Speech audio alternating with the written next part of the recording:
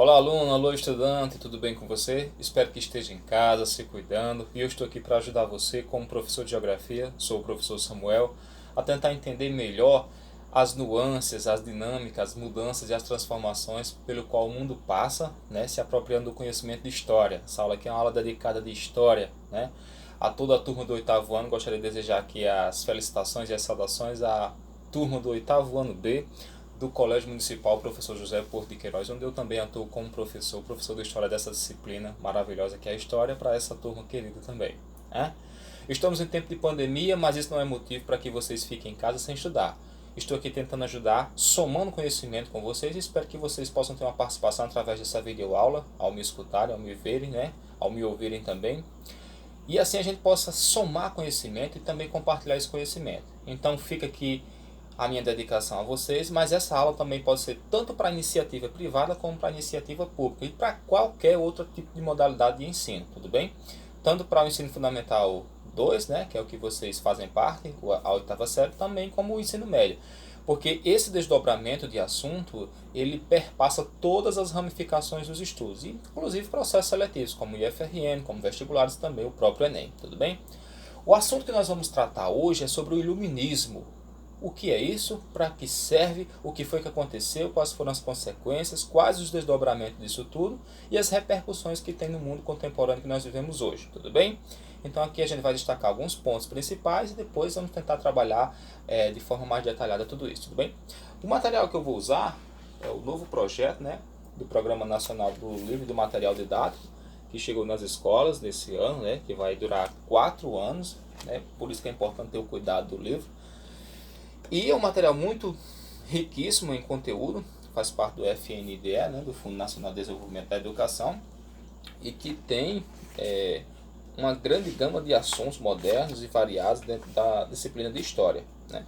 É um grande livro feito por grandes autores conhecidos, a editora Saraiva, e tem o professor Eustácio, né, como grande representante disso aí do conhecimento geográfico, e também Ronaldo Paifaz, Jorge Ferreira, Sheila de Castro Faria, Daniela Buano Calaiano. Né? Então, pessoal, é interessante que vocês saibam, desde já, a grande importância que é o iluminismo. O iluminismo é um dos fatos históricos que aconteceu e se desenrolou lá pelo século XVIII, né? Quando o mundo estava saindo da Idade Média, entrando na era das grandes navegações que estavam ocorrendo pelo mundo e já praticando o imperialismo capitalista, né, das grandes navegações. Então o iluminismo, ele vem, como esse próprio nome na sua terminologia já diz, iluminar. Iluminar o que e a quem? Iluminar o mundo que pairava sob um verdadeiro obscurantismo das ideias e do pensamento, e iluminar as pessoas a pensarem melhor e, sobretudo, a raciocinarem melhor. Daqui vem um termo, um conceito muito importante dentro do iluminismo, que é a razão. Agir com a racionalidade humana. E o que é agir com a racionalidade humana? É agir como um ser pensante, como um ser que tem capacidade de pensar, de refletir para depois agir, e não somente agir como agir por impulso, por exemplo. Né? Então o iluminismo, ele vem preencher as lacunas da ausência do conhecimento, vem preencher os vazios das ideias que até então estavam pairando sobre aquela atmosfera, sobre aquela sociedade civilizatória que ainda demorava muito a avançar enquanto crescimento, enquanto desenvolvimento de processo civilizatório. Então, os iluminatas, né, os iluministas, que eram os representantes dessas ideias, eles viriam trazer esse pensamento para as pessoas e para aquela sociedade, principalmente a sociedade europeia, né, que vinha passando por constantes revoluções, por grandes desdobramentos de transformação da sua sociedade. Né? Então, o iluminismo, ele é importantíssimo para tentar trazer para o mundo novas ideias, novas oportunidades de avançar no conhecimento, avançar na ciência e avançar nas novas descobertas através de ideias pensadas, refletidas, colocadas em questão, colocadas em questionamentos, que viessem a contribuir para um mundo melhor, um mundo mais justo, solidário, fraterno, igual e ao bem comum coletivo de todos. Né? E o iluminismo, ele atinge todos os ramos da sociedade, como por exemplo a política, como por exemplo também a sociedade civil, como o direito, como a medicina, como a ciência como um todo. Então vai abranger todos os ramos do pensamento, das ideias, inclusive das disciplinas que nós estudamos, como matemática, né? Pensar através dos cálculos, como a filosofia, tentar interpretar o porquê das coisas, como a geografia, tentar entender as transformações da dinâmica da natureza que o homem faz, tentar entender a biologia através da medicina, tentar entender as culturas através do português e das tradições e por aí vai, tantas outras disciplinas que a gente já trabalha, outras línguas com outros povos em contato. Então o iluminismo ele vem preencher essa lacuna dos vazios, das ideias, do pensamento, do conhecimento que até então tinha parado. É como se a Terra naquela época do século XVIII, pelos anos anteriores, tivesse pairado sobre um verdadeiro obscurantismo, né? Escuridão das ideias, escuridão do pensamento. Então a ideia de iluminar vem trazer as luzes ao povo e à nação e às nações e à sociedade, verdadeiras ideias e pensamentos, tudo bem? Então vem romper com os tradicionalismos de ideias forçadas, de ideias impostas, de autoritarismo, principalmente dos governantes, né? Nós tínhamos aí o surgimento de novas revoluções que tentariam trazer a derrubada do absolutismo. E o que é o absolutismo? Agora confundir com o iluminismo. Absolutismo, olha o nome, absolutamente o poder é de um governante. Era o que os reis faziam na Idade Medieval. O poder era total e demandado para o rei e pelo rei como uma pessoa endeusada, como uma pessoa grandiosa, única e exclusiva, né? Sem ter direito a ser escolhido pelo povo. O poder era passado de pai para filha, assim de geração, então a família se perpetuava no poder e sempre com ideias forçosas, ideias impostas, autoritárias, que impuseriam, né? que colocariam de maneira rígida ideias que eram muitas vezes contraditórias à necessidade da população. Então o iluminismo vem através da razão romper com esse pensamento, romper com esse tradicionalismo e assim colocar ideias mais claras, mais pensadas, inclusive na política. Então o absolutismo foi perdendo força, foi enfraquecendo. O poder emanado única e exclusivamente do rei para o rei e sua família de reinado e do clero maior e também da nobreza maior, onde eram os principais beneficiados, aqui é rompido. E agora com o iluminismo, novas ideias políticas de contextos sociais, políticos e econômicos são assim postas à mesa, postas naquela sociedade como uma oportunidade de saída desse tradicionalismo e entrar numa nova era, a era mais iluminada pela razão. Tudo bem?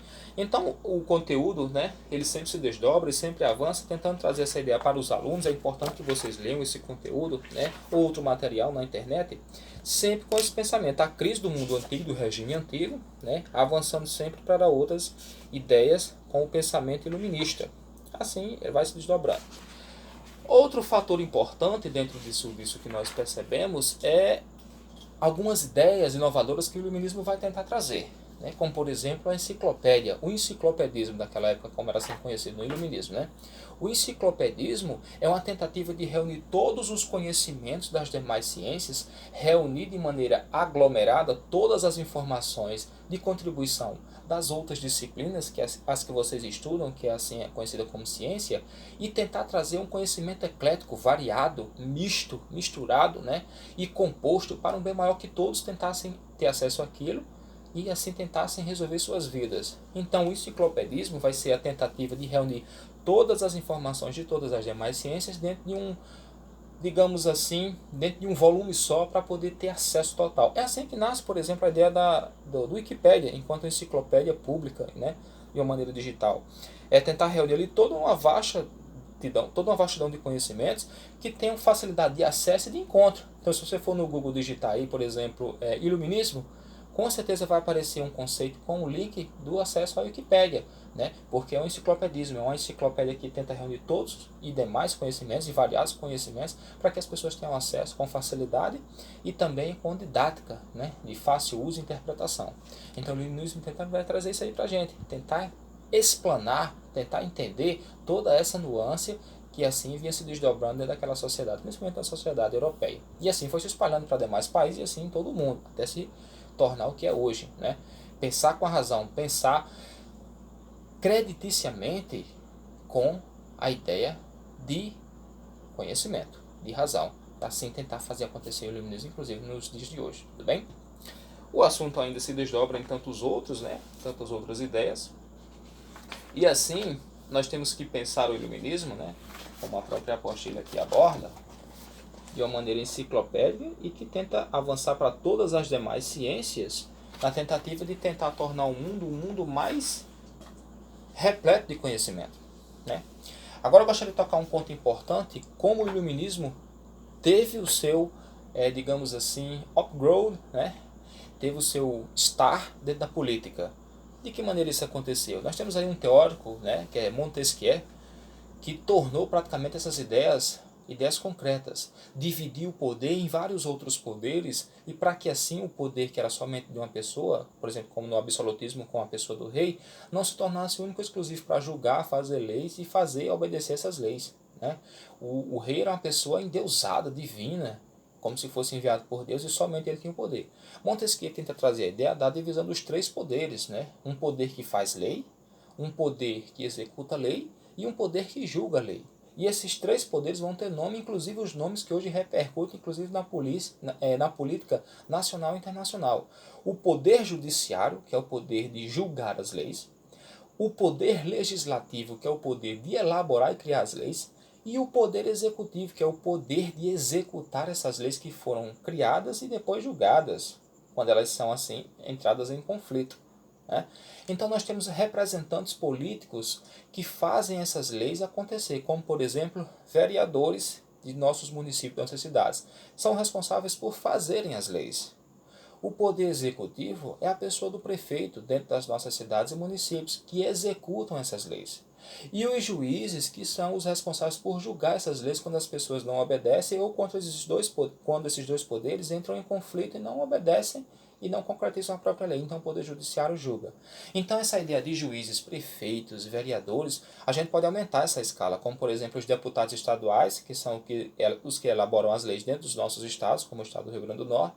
Nós temos os governadores que executam, o poder executivo que executa a lei dentro do estado, como por exemplo declarar lockdown ou um decreto que fecha ou suspende as aulas, que é o que a gente está vivenciando, como a governadora do nosso estado faz isso, né?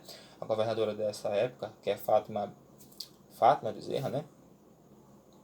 Então nós temos aqui a obediência a esse decreto e também a obediência a essas leis que são elaboradas, que são julgadas e que são executadas. Nós temos, por exemplo, também o presidente da República, que é um poder executivo, né, que obedece às leis que são elaboradas por outro poder legislativo, que é os deputados e os senadores, os deputados federais no caso aqui. E que muitas vezes são barrados por decisões judiciais do Poder Judiciário, como aconteceu agora com a nomeação suspensa do chefe-geral da Polícia Federal, que foi indicada pelo presidente. Então o STF, que é o Supremo Tribunal Federal, foi lá e barrou isso.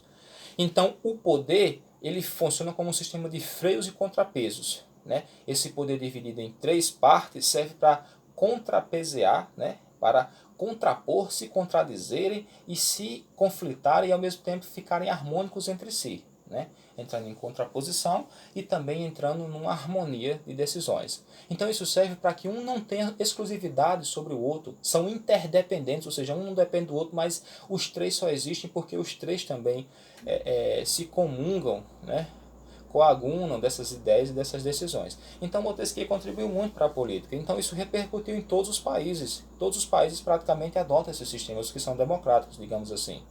E a ideia de sufrágio universal. O que é a ideia do sufrágio universal? O poder de decisão da população, enquanto cidadãos, de eleger os seus representantes, de eleger e de escolher os seus governantes. Inclusive deputados que elaboram as leis, vereadores que elaboram as leis, deputado estadual também elabora as leis, e os seus executivos, como o prefeito, que faz parte do poder executivo, como o governador, que faz parte do poder executivo, e também como o presidente, que faz parte do poder executivo. E assim como os senadores que também julgam isso, né? E que elaboram leis também.